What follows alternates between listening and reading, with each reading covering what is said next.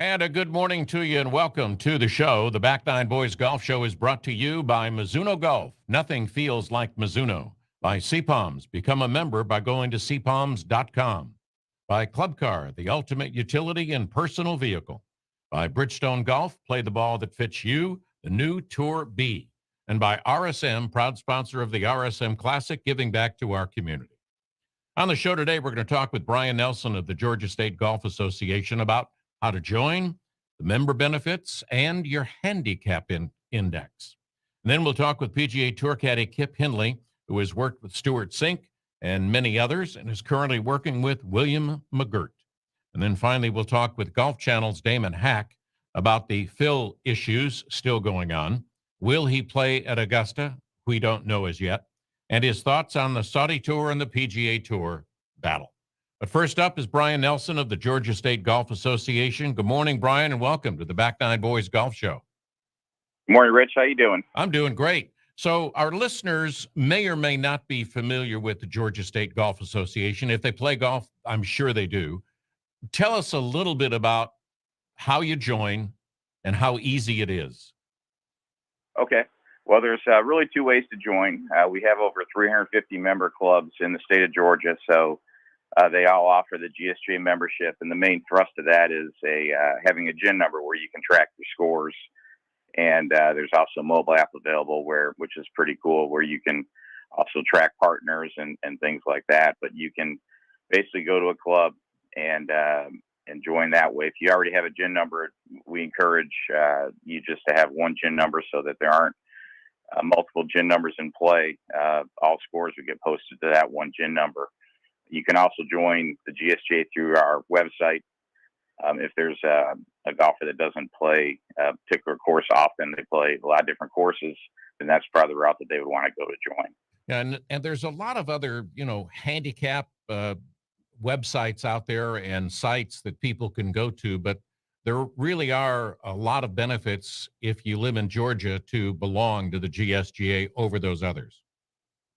Well, the others don't necessarily compute handicaps the same way under the World Handicap System. Right. So it may not be apples to apples if you're going out in a competition where if you have a handicap through a different vendor that isn't approved by the USGA, then there could be a different way that those handicaps are being computed. But there are quite a few member benefits, and I'd really recommend golfers to download the My GSGA mobile app. That's where they can post scores once they're active and have a GIN number. And that's it also has a lot of GSGA local content as far as we have a perks program where there's about 20 different vendors that are participating. We're adding more to offer discounts and really give more value to the GSGA membership. And from a standard of benefits, another one of the benefits, if you play in charity events, I mean, you have a GIN number which help with the handicaps instead of going to some of those other sites, because your handicaps in some of these charity events also can be very helpful. Yes. Yeah. With the GIN number, golfers are able to look you up. Tournaments can put you in their field that way too with the GIN number. So that's a good point as far as having some value there with having that GIN number. There's also opportunities to play. There's member play days that are offered through the benefits where golfers have access to private clubs they may not normally be able to get onto and play. But as a GSGA member, they do have opportunities to participate in those. We have a really big schedule as far as tournaments, all the way starting from the juniors with our GSGA Junior Tour. We've got men's events, women's events, senior events, both for men and ladies, and even super senior events. So there's a lot of opportunities to play once you're active as a GSGA member. Well, I've played in a lot of charity events, and, there's always a team or some guys who sit there and, they yell out sandbagger and all this other kind of stuff. But with the handicap index with the GSGA, there's no fudging on that. I mean, it is what it is when you look it up. Yes. Ultimately, the system looks at the 20 most recent scores if you have that many in your history, and it's going to take the lowest 8 differentials. And a differential is computed after each round of golf is played based on the golfer's score, the course rating and slope rating of those tees being played. So it's going to take an average of the lowest 8 of those differentials to get your index. And what Also some have people, some, I'm sorry. no, go ahead. There are also some safeguards in place to where over a 365-day period, an index can't go up more than 5 points. So the term you just used with the sandbaggers, that does keep those golfers in line. And it also affects if it can't go down more than 5 points, or can it, if you're playing that well? Oh, it can go. It can go. There's no floor as to how low it can go. If you're playing well, it's going to compute it. So okay. it's just protecting on the other side of it, where if scores are higher than normal, there are safeguards in place to keep them from going too high. Yeah, and a lot of guys go to tournaments or these charity events, and they go in and they say, well, my handicap is this, but the course handicap may be different. Yeah, so right. So the handicap index is just a starting point, and then there's charts based on the course rating and the slope rating of those tees being played to determine what your course handicap would be. Right. And what is the max score? Is it double or triple bogey, or does it really depend on what your handicap index is? It really compares to the course handicap. So the maximum score per hole is going to be a net double bogey when you post your score. So you look at the stroke index. So if you're a 14 handicap, for instance, you would get strokes on the 14 stroke index holes 1 through 14. So if the highest score you can make on those holes would be a triple bogey, which with the stroke would take it down to a net double bogey. And it also helps if the players are playing from the same tees each time, because the slope and the rating change depending if you move up or move back. That's correct, but the system will correct for that. So as long as you know which tees you're playing, you can figure out what your course handicap is pretty easily. Yeah, and Brian, also, if you belong to the GSGA, you also get the monthly magazine, which is extremely beneficial. Plus, you have a chance, if you get a hole-in-one, to see your name or right there in the magazine. Right. The additional benefits are the Golf Georgia magazine, which gets it's in print 6 times a year. Then the other 6 months, we have a digital version that's also emailed to all of our members. GSGA members also get a subscription to Golf Digest magazine. And to your point, we do recognize hole-in-ones as well as unique feet. So if an older golfer, such as us, were to shoot our age or do something what we can consider unique, they can submit that to the GSGA, and we'll send them a congratulatory letter as well as a certificate. And with a hole-in-one, they would also receive a personalized bag tag too. Awesome. And how do you verify if they got the hole-in-one or, shot their age or better? Just need a club official, whether it's a golf professional or someone from the staff at the club to sign off on it and verify it. Yeah, because you could have a guy call in and say, I got a hole-in-one every month, and these are the courses that I played, and this was the hole that I played, right? Right. For him, we would just probably ask for some video. And to talk to his lawyer, I'm sure. Pretty much, that would be the next step as well. Yeah. Well, Brian, give us the website for the GSGA, please, so our listeners can go to it and join. Sure. It's www.gsga.org. And there's a lot of great content there. And they can also join at their local club. So if they're, they play a club often, they can always join the GSGA through there. And it's recommended to be attached to a club. That way you're on a roster and you have a chance to play with other members of that club as well. And it's not that expensive. No, the club set the pricing. And a lot of times they will add in something else, a round of golf or range balls or something like that. Right. So it just kind of is a fluctuating rate depending on the club and what they're offering. Well, Brian, thank you for taking time to be with us on a Saturday morning. We appreciate it, and I hope you have a great day. You too. Thanks, Rich. Take care. All right. Brian Nelson with the GSGA. We want to thank him for his time and join. And it's Georgia State Golf Association, or GSGA.org, and you can find out more. Coming up next, our guest is going to be PGA Tour caddy Kip Henley. But how do you spell pizza? I spell it with 3 letters, CJS, CJ's. So CJ's has the best deep dish, thin crust pizza in the area, made with fresh ingredients every day. Their eclectic decor and friendly customer service welcomes you into their place across from Parker's on Mallory Street. Plus, they make it easy to call pick up, drive up. They got some special parking places right there, and they'll come right out and you'll get your food right away. CJ's is across from Parker's on Mallory Street on the island. They also serve salads with freshly made salad dressing, subs. Check out their full menu at cjsitalianrestaurant.com. That's cjsitalianrestaurant.com.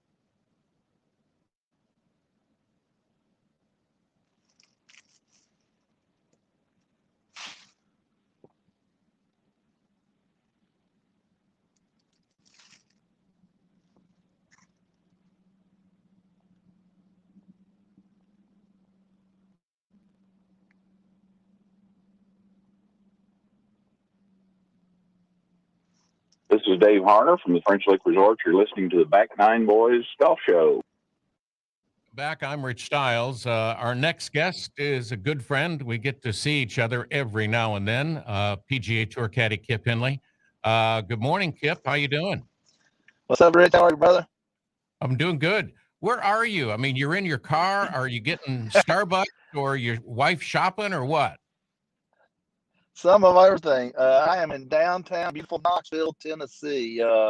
My daughter has a farmer's market up here today where she sells her wares. She's my little hippie. She makes her own jewelry and sews things and sets up a booth here. And she makes more money than I do caddying. Well, Of course, good. Then everybody's making more money than me these days. well, you can have her help support you for a while. All right. You're currently I with, don't know how this is going to work out. I got go ahead. is there a delay? No, that's just, I got I accosted by paused. a hobo just a minute ago at the window wanting me to give him some change. I had to run him off. So we'll see how this goes. It Well, sounds like there's quite a delay. well, there might be a little bit, but you're currently with William McGurk. How did you guys get together? Dirt McGirt. So my best buddy on the PGA Tour, besides my little brother, is Brandon Antis. You know, we spent the most time together. We've roomed together. He caddied for McGirt when McGirt was at full power back before his injuries and things. And I was with Brian Gay. We played a lot of practice rounds together, and I always loved and respected the McGirt family. And obviously, when McGirt got hurt, Brandon moved on to other bags. He's currently with Jason Duffner, and McGirt's bag was open, and I was open, and I got the invite to go to work for him. And I love the guy. He's a great, great guy, and he's Yeah, but getting better every week too. well, that's even better, but he's not playing a full schedule. What does that do to you? No, Because that gives you a lot of downtime. it's making it tough. He has. I think when I signed on, he had 15. No, he probably had about 18 or 19 major medical starts left over because he got hurt during the season. He's had 2 major hip surgeries, so he spent a good 2.5, almost 3 years completely out of the game, rehabbing and surgery. And man, he's had Yeah, a tough go. And now he's back, but he has these limited starts, so since he has a limited number, he's not going to the golf courses that he would normally go to if he had a full status.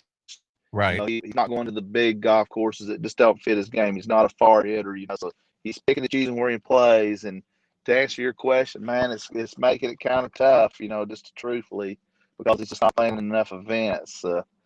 But we do what I can. He's going to have some super good finishes. I think he's got like 10 starts left, so he's still got time. He's Yeah, not on life support yet, but he needs to have some good finishes. But if and when he gets going, not if, he's going to get going, man. But and we're seeing he's trending up, but when he gets going, I'll be the happiest guy out there because he's such a pleasant human, man. He's a good, solid dude, good father, and a good husband. And trust the guy with your wallet and your wife when he gets going, I'll be a very, very happy caddy. yeah, I'll bet you will. And what happens though? Can you get on somebody else's bag in those weeks that he's not playing? If you can hook up with somebody. McGirt he's a super low ego guy.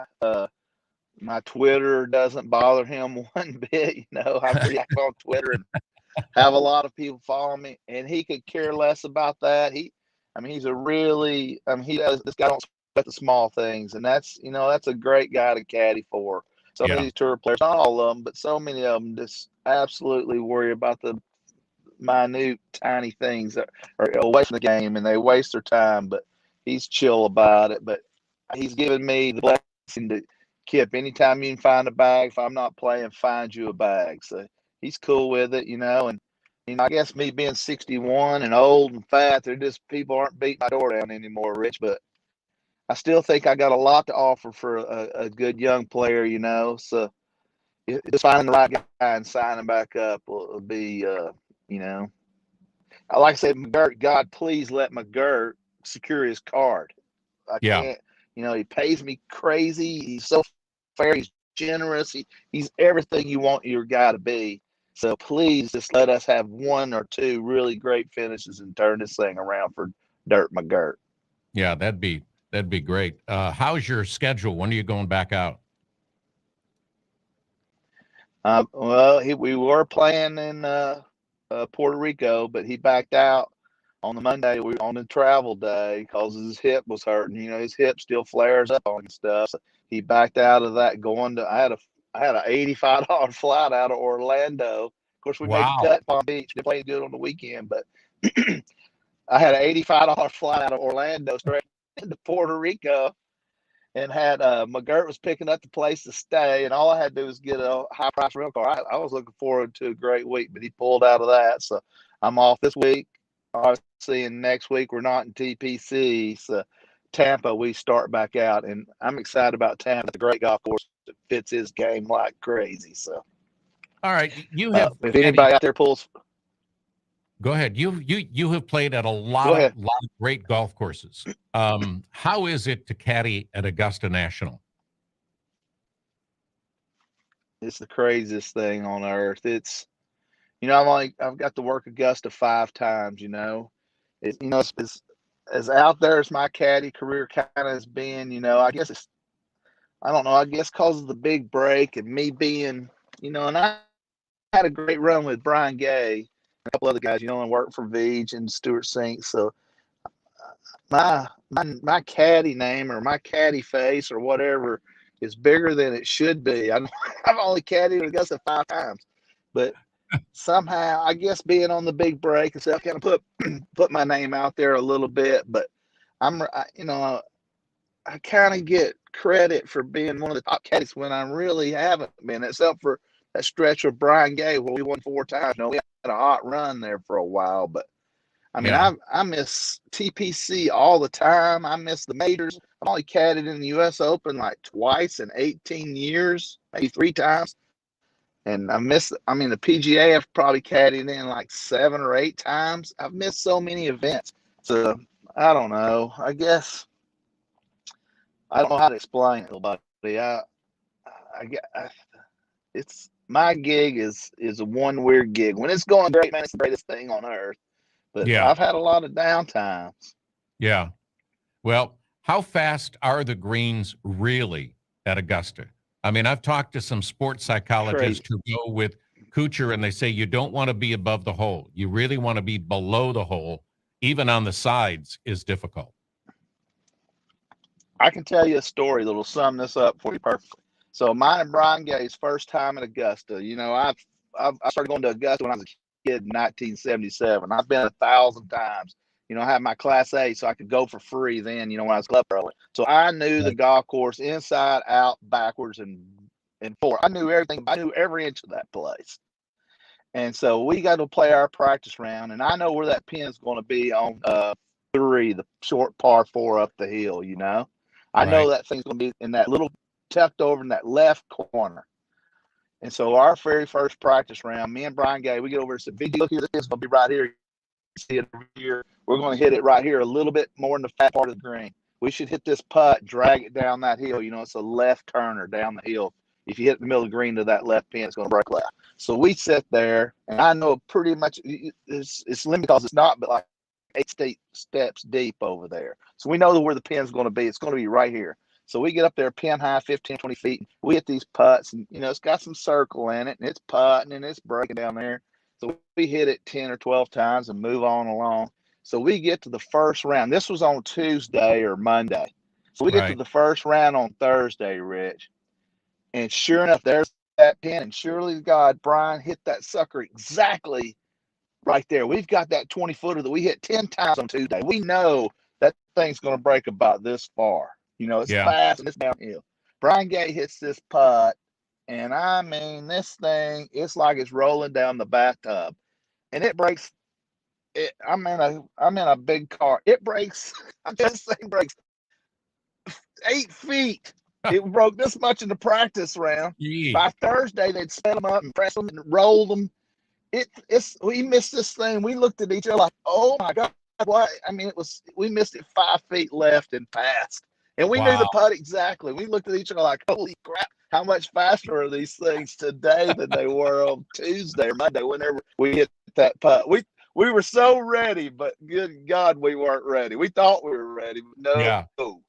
You weren't ready for but that. They're incredible, man. And to walk in between those ropes, it's indescribable. I can't put it to words. I mean, it's really a religious experience for a guy who loves the game or a girl who loves the game to finally get to go and step across there. I can remember the first time in 1977 and paying that $12.50 or whatever it was to get in there on a Tuesday practice round and walking right by the clubhouse and coming out right there on that hill, Rich, Yep. where you're over the number one tee's to your left and down that hill and the big giant scoreboard and one fairway bunker up the hill to the right and looking out over what used to be the members practice area in between 8 and 9 and all that area down in there. And it was just breathtaking. I mean, my heart stopped, Yeah. I finally got to see it.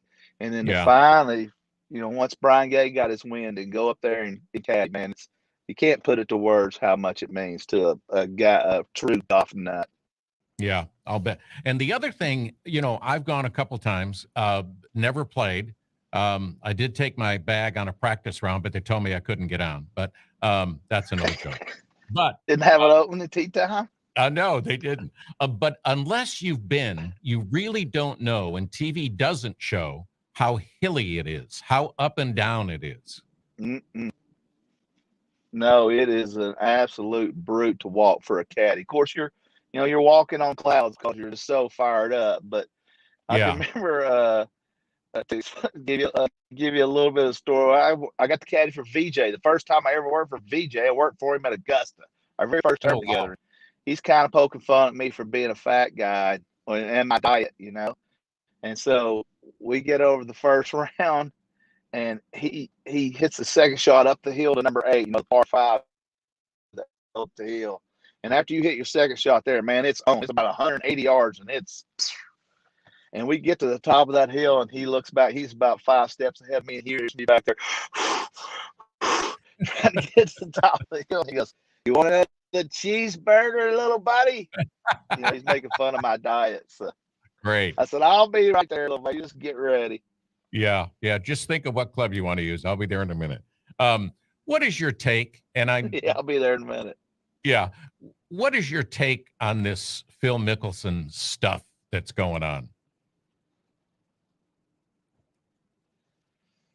Ugh, golly, I got one or two things that are kind of controversial. I mean, I have some ideas on it. I mean, first and foremost, I am a huge Phil Mickelson fan. One of the biggest. He's one of my favorite guys. We've been paired with him probably 5 times in my career in 18 years. And I mean, I love going out with a guy. He'll talk to anyone, and he'll talk to the caddies. He's got a lot of information, but he'll give it to you without you asking. But I think he's a great guy. I mean, I just love it. Obviously, he was playing both sides of the thing, to try and get his. He did exactly what almost everyone would do in the situation that he's in. I feel like, I just love the guy. I feel like, I hate to be controversial, but I'm not so sure Shipnut, who I love Shipnut, he's been great to me, but I'm not so sure Allen didn't give him a little bit of a bad shake on that deal. Yeah. I know he didn't, that's a sticky thing. Allen's got to write and sell books, and I'm sure Phil thought that if when he said that, about the Saudis being scary dudes, I'm sure he thought that would never come to the light of day, and I'm sure that if Alan Shipnut would have went to Phil, of course he's got to sell books, and Alan's been awesome to me. I did his podcast. I love the guy, but I mean, I think that if he would have gone to Phil and go, "What do you think, Phil? Should I put this statement out there?" Phil would go, "Hell no, don't put that out there. Yeah. Please don't put that." Yeah. Right. So I think Allen knew he was sitting on a keg of dynamite. I know he knew he was sitting on it. I knew he it'd sell books. So it's kind of a tough situation there. Like I say, I respect both the guys with all my heart. I really do. Yeah. But it's sticky. It's gross, isn't it? Yeah, it is. All right. I want to change and go back somewhere. If you were on tour, if you were playing 61 years old, Champions Tour, who would you like to caddy for you? I know you'd pick me because I've had so much experience at the RSM, but Talk about huffing I'd and pick you puffing. that week, baby. Who would I have? You know, now, RSM's easy walk, man. That's if you're up and puffing there, you got some troubles. Trust me. That's the flattest thing we got. It's the easiest one Yeah. besides Honolulu. Uh, So who would you I've always caddy for said you? Paul Tesori is the number one caddy. Yeah. Well, the last time I was in Memphis, I made it into the club pro ranks. The fat guy weigh in. But the last time I got to play the FedEx, and I had my daughter Stormy caddy for me, which was the greatest thing ever on earth. What a great experience! But Oh yeah. 2 weeks prior to that, an old caddy that named Scotty Steele, and he caddied for. Scotty Steele was the guy when Larry Mize chips in on to beat Norman at Augusta. Yep. Scotty Yep. Steele standing there holding that bag, and Scotty Steele is the greatest, was the sweetest, the greatest caddy, and that's one of my big regrets in life. Scotty said, "Kip, let me work for you Memphis week. I'm not working that week. I'll do it." I said, "God," he said, "Kip, I'll do it for free. I just want to do it." And I Wow. invited Stormy, and boy, that's one of my wish I had over. Even though Stormy, loved it, we had a great week. But Yep. Scotty died not very long after that, and man, what a guy we missed. But if I had to pick a guy now, good Lord, I'd want my little brother. He's the best on the greens of whoever shit behind two shoes. Can you say that on this podcast, or am I already in trouble? You just did. We're That's okay. the We're still on the air. Have a finger on the button, Rich. Have a finger on the button when I'm with you. We're But good. my little brother, man, he reads greens like a third grade reader. He can read them like crazy. So, and he's my best friend in life. So, I'd probably choose him but he wouldn't go to work for me. He'd want money. Yeah. Hey, Kip, thanks. I appreciate you being in Knoxville and talking to us as always, and hope to see you soon, my friend. Enjoy being on here with you, Rich. You're always ready to go and informed. I appreciate you having me on, man. And I appreciate you keeping up with me and my Gert. You betcha. We'll always do it. Thanks, Kip. Peace and love. All right. Kip Finley, PGA Tour caddy with William Dirt McGurk. And we're coming up next with Golf Channel's Damon Hack on the Back Nine Boys Golf Show. Stay with us.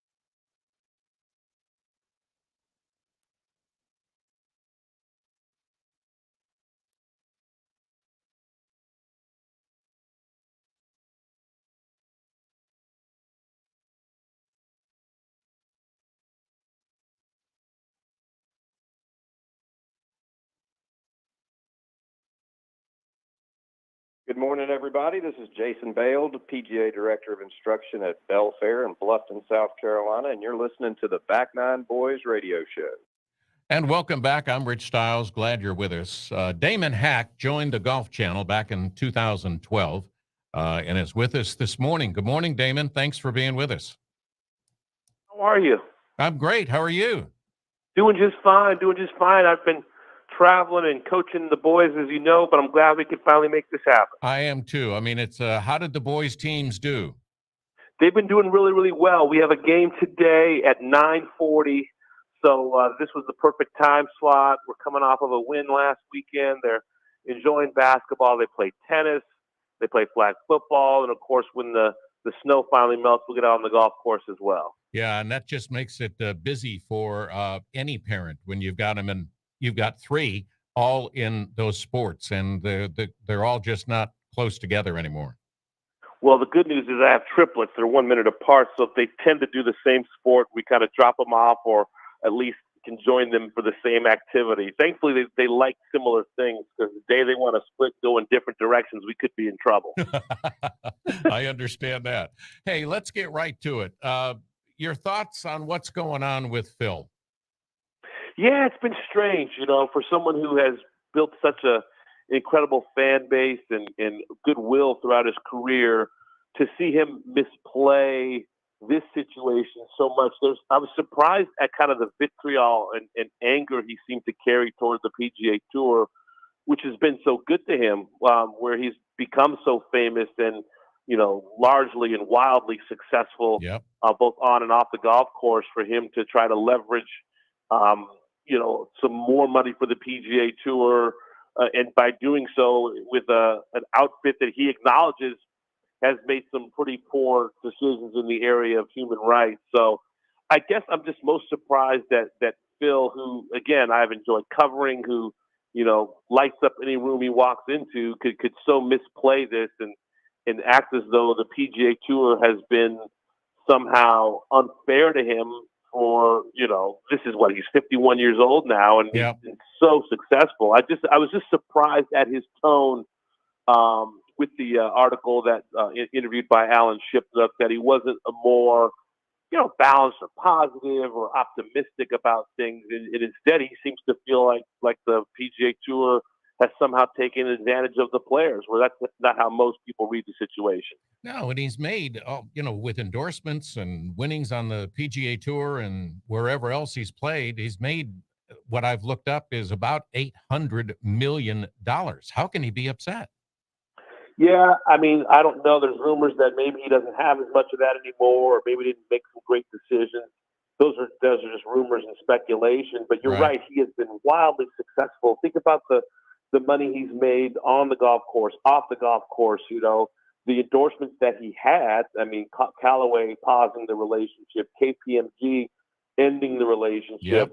But think of Rolex through the years, Amstel Light, Ms. and Main shirts. He's been everywhere. Yeah.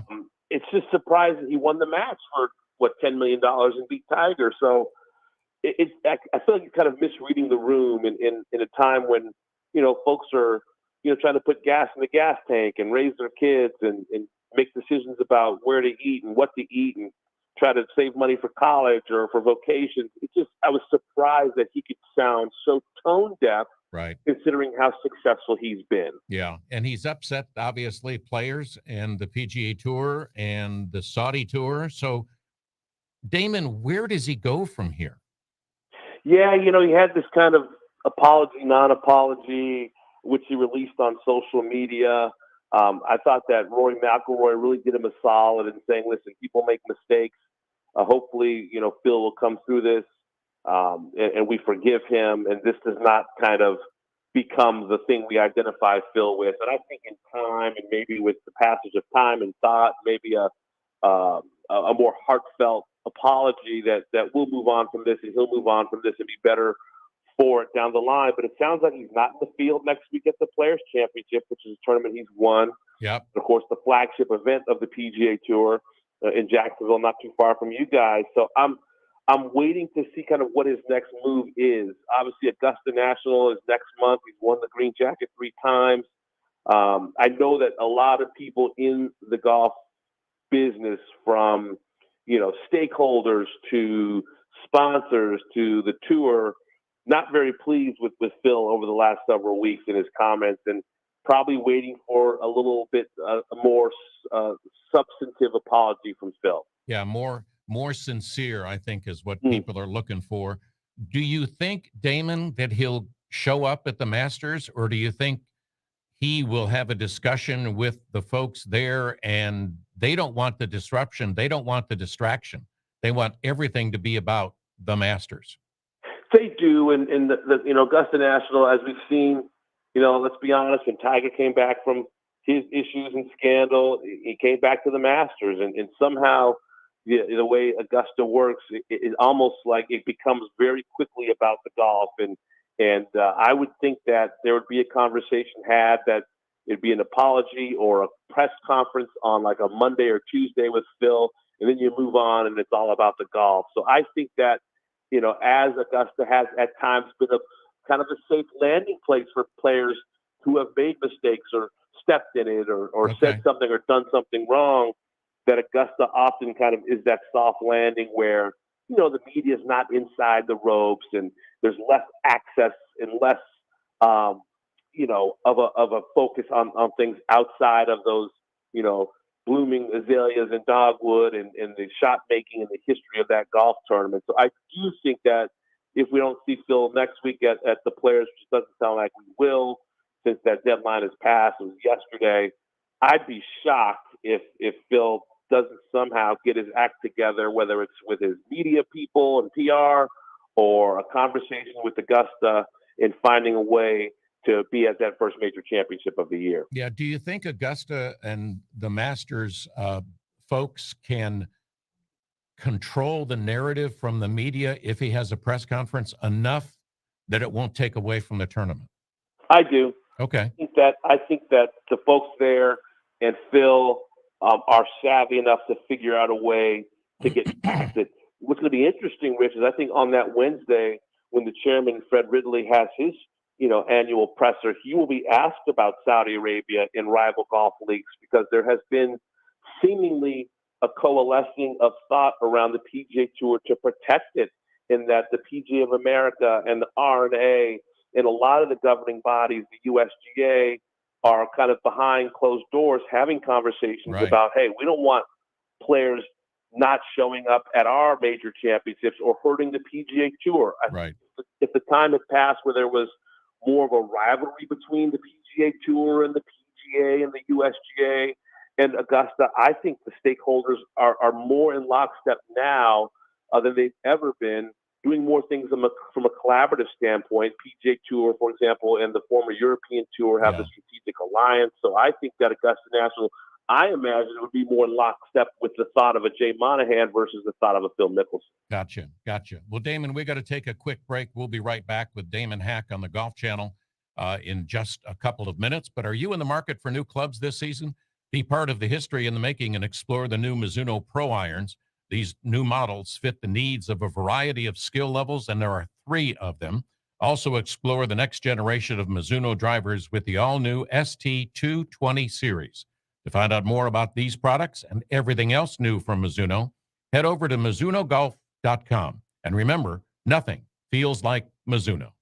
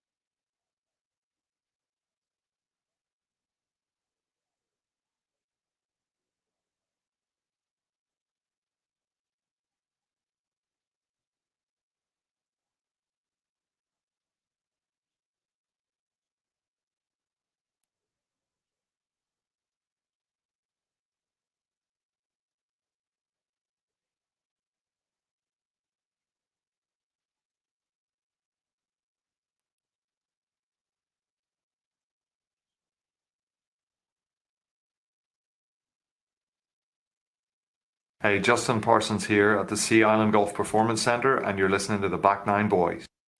And welcome back. I'm Rich Stiles. We're on the phone with Damon Hack of the Golf Channel. And Damon, we were talking about Phil, but I've got to ask this. What damage do you think all that has happened is going to have on Phil's legacy? Yeah, I think this will be part of the legacy. I still think it's going to be a smaller part when all's said and done. I know he's lost some fans, he's lost some sponsors, but I tend to look at the picture in its entirety, the shots, the goodwill, the autographs, the thumbs up, the joy that he's mostly brought to the game. I do think this is it's just a strange type of coda, and I think we've seen enough from history and sports and Tiger that folks can come back from things that you think that they would never come back for. I mean, 2009 and 10, who would have thought that Tiger would somehow find a way to a 15th major, and then he has this horrible car accident, and now we're seeing him smiling with his son in the PNC, formerly the father-son, now the PNC Championship. So I think that gosh, we love second acts in America. We love second acts in Hollywood. And we love comeback stories. And I think that, Phil Mickelson has spent his career getting himself out of tough spots on the golf course. And now it'll call for some imagination to get out of a tough spot off the golf course. Yeah, there's been a lot of talk. I mean, Zach's been named, captain for the Ryder Cup for 2023 in Italy. There was a lot of talk about Phil being named the Ryder Cup captain in 2025. Do you think all this going on and his journey back, do you think he's blown that chance to be the Ryder Cup captain? I think he's got some work to do. I think that right now, since he's got some time, 2025 and Bethpage is quite a ways away. Who knows what's going to happen over the next several months, the next year or so. He's in a bad spot now. I think he's a little bit radioactive right now, and that folks won't want to touch him or deal with him, and you're seeing people kind of flee from him. But I lean on the kind of words of Rory from Bay Hill, where he said, this too shall pass, and Phil's been too important to the game for this to kind of, tar his legacy forever or be the one thing that we talk about 5-10 years from now.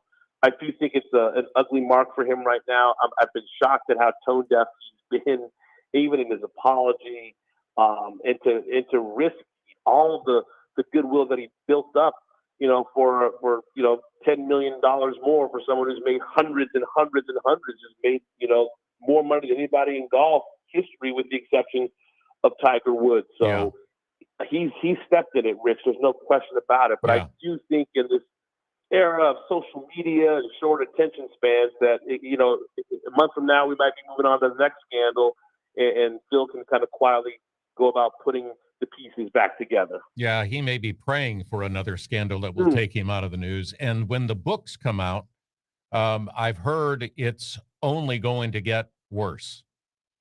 Yeah, I know the writer very well. Alan Shipnuck was a former colleague of mine at Sports Illustrated, a really bulldog, talented reporter who is able to get a lot of information that others can't. It's interesting because the book it says it's an unauthorized biography, but he actually had some conversations with Phil about his kind of wild and crazy life. And you're right, there is kind of a hold your breath type of feeling in not knowing exactly everything that's in the book. It's just one aspect of, maybe a player that we don't know as well as we thought we knew. And there's other kind of things that are going to be learned in this book that we don't know. And that's obviously conjecture, and we'll wait and see. But I do know that Alan is a very tough reporter, and doesn't mind the salacious, and has a book to sell. And it'll be very interesting to see kind of what this book ultimately has when it's released in about a month or so. All right. Phil's going to take a step back. He already has. His sponsors are either pausing or canceling. His best move, do you think he needs to put out a good PR campaign? Do you think he just needs to be quiet and just stay wherever he's going to stay for the moment? Yeah, I kind of like the latter. I think he needs to kind of exit stage left, as they say, and kind of get his ducks in a row, and maybe come out with a renewed statement or a press conference or something with Amy, his wife, who's kind of, in a lot of ways, America's sweetheart, and the golf fans have always kind of rallied around her. I think that he needs to do some damage control, no question about it. I think It was one thing to have the quote. The next thing was the kind of insincere apology that just seemed to miss all the notes that he was trying to. Yes. And I think maybe stepping away, and he said that maybe he needs to take some time and kind of figure things out, because he just seems like he's a guy who, when you go to a concert and the singer's out of tune, you're surprised. That kind of what this feels like. Someone who for so long has been beloved in the spotlight and beloved by almost all the fans, and while some zig Tiger, some zag for Phil, and now he just seems to be kind of a man on an island who needs to go on his own and figure things out. Yeah, we've got about 20 seconds. Your quick thoughts on Zach Johnson as Ryder Cup captain. Excited for him. 12 PGA Tour wins, a couple big-time major champs, respected by the young player and the veteran alike. The pride of Cedar Rapids, Iowa. Tough, undersized, gritty. I think it's a wonderful appointment for Zach. Well, I do as well, and I do appreciate you taking the time. Good luck in your games today, and Damon, as always, thank you for being with us. I appreciate your time. Thank you, Rich. Talk to you soon. All right, take care. Damon Hack of the Golf Channel. Mainly our conversation about, what's going on with Phil. And we'll never know why it came out, but hopefully we'll find out. The Back Nine Boys Golf Show every Saturday and Sunday right here on ESPN Coastal. Check us out on ESPNCoastal.com every Saturday and Sunday right here, and also wherever you get your golf podcasts. Check us out on YouTube. The Back Nine Boys thanks you for listening. You've been listening to the Back Nine Boys Golf Show with Rich Stiles. Go to back9boys.com for all things golf whenever you want it. We'll be back next